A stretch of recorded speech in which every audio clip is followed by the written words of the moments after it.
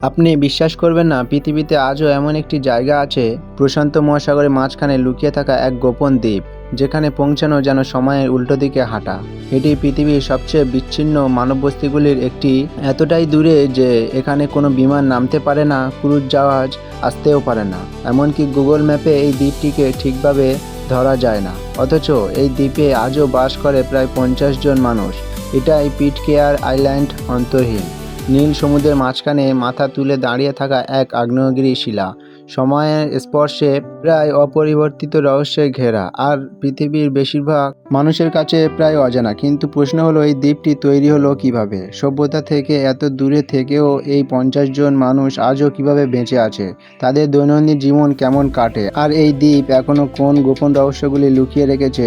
আজ আমরা ঢুকে পড়ব সেই অচেনা জগতে, যেখানে প্রতিটি দিনই এক একটা গল্প। তাই ভিডিওটি সম্পূর্ণ দেখার অনুরোধ রইল। আর নতুন বন্ধুরা অবশ্যই পাশে থেকেও সাবস্ক্রাইব করো। নিকটতম বিমানবন্দরে পৌঁছতে আপনাকে পাড়ি দিতে হয় হাজার হাজার কিলোমিটার, তাহিতি কিংবা নিউজিল্যান্ড পর্যন্ত। সেখান থেকে শুরু হয় আসল পরীক্ষা। একটি ধীরগতি সরবরাহ জাহাজে উঠতে হয়, যা দিনের পর দিন প্রশান্ত মহাসাগরে বুক চিরে এগিয়ে যায়। চারিদিকে বিশাল ঢেউ, হঠাৎ ঝড়, আর চোখ যতদূর যায় শুধু জল। কোনো উদ্ধারকারী নৌকা নেই, আশেপাশে কোনো দ্বীপও দেখা যায় না। মনে হয় যেন সভ্যতা বহু আগেই পিছনে পড়ে গেছে। ঠিক তখনই সেই শূন্যতার মাঝখান থেকে হঠাৎ জেগে ওঠে এক খাঁজ কাটা সবুজ পাহাড়। সমুদ্র থেকে উঠে আসা পাথরের দেওয়ালের মতন খাড়া পাহাড়, মানুষের স্পর্শ না পাওয়া ঘন বন, আর এত স্বচ্ছ জল যে নৌকার নিচে সমুদ্রের তল পর্যন্ত দেখা যায়। কাছে এগোতেই দ্বীপটা মনে হয় পৃথিবী বুঝি এই জায়গাটার কথা এতদিন ভুলেই গিয়েছিল। বেশিরভাগ পর্যটক কখনো এখানে পৌঁছতে পারে না। এখানে কোনো রিসর্ট নেই, কোনো ট্যুর গাইডও নেই, এমনকি ঠিকঠাক কোনো জঠিও নেই। দ্বীপের বাসিন্দারা ছোট ছোট নৌকায় করে প্রচণ্ড ঢেউয়ের সঙ্গে লড়াই করে আপনাকে তীরে পৌঁছে দেবে। দ্বীপে পা রাখার মুহূর্তে একটা বিষয় পরিষ্কার হয়ে যাবে, আপনি আর আধুনিক দুনিয়াতে নেই। পিটকে দ্বীপে মোটামুটি 50 জন মানুষ বাস করে। পুরো দ্বীপে মাত্র 50 জন, 50টি পরিবার নয়, 50টি জীবন মাত্র। এমন একটি ছোট জনসংখ্যা যেখানে সবাই সবার নাম জানে, গল্প জানে, অতীতও জানে। এখানে কোনো সুপার মার্কেট নেই, নেই কোনো হাসপাতাল, এমনকি নেই কোনো পুলিশ স্টেশন।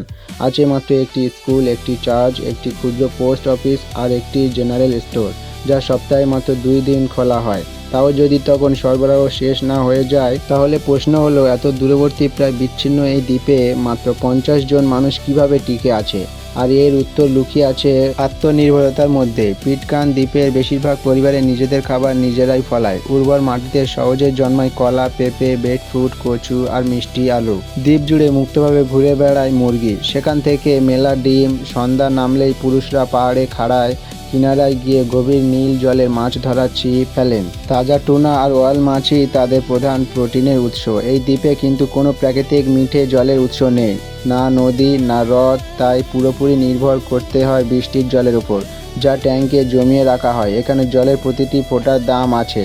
খরার সময় স্নান করাও যেন মুশকিল হয়ে পড়ে। জল ব্যবহার করতে হয় খুব হিসাব করে। বিদ্যুৎ আসে সোলার প্যানেল আর ছোট ডিজেল জেনারেটর থেকে। যদি কোনো জেনারেটর নষ্ট হয় তাহলে বাইরে থেকে সাহায্য আসার প্রশ্নই ওঠে না। এখানে কোনো রিপেয়ার শপ নেই, নেই অনলাইন শপিং সুবিধা, নেই এক্সপ্রেস ডেলিভারি। তাই দ্বীপের মানুষ নিজের হাতেই সব কিছু নিজেরাই ঠিক করে। অনেক সময় এমন যন্ত্রপাতি দিয়ে যেগুলো তারা আগে থেকেই বাদ দিয়েছে। যা কিছু ট্যাপ পাওয়া যায় তা দিয়ে আবার নতুন করে মেশিন বানানো হয়। এখানে পুরনো লোহার একটি টুকরো হয়ে উঠতে পারে জীবনে বাঁচানোর উপকরণ। কিছুই নষ্ট করা হয় না এখানে, সব কিছু মেরামত করা হয় যতক্ষণ না একেবারে অচল হয়ে পড়ে।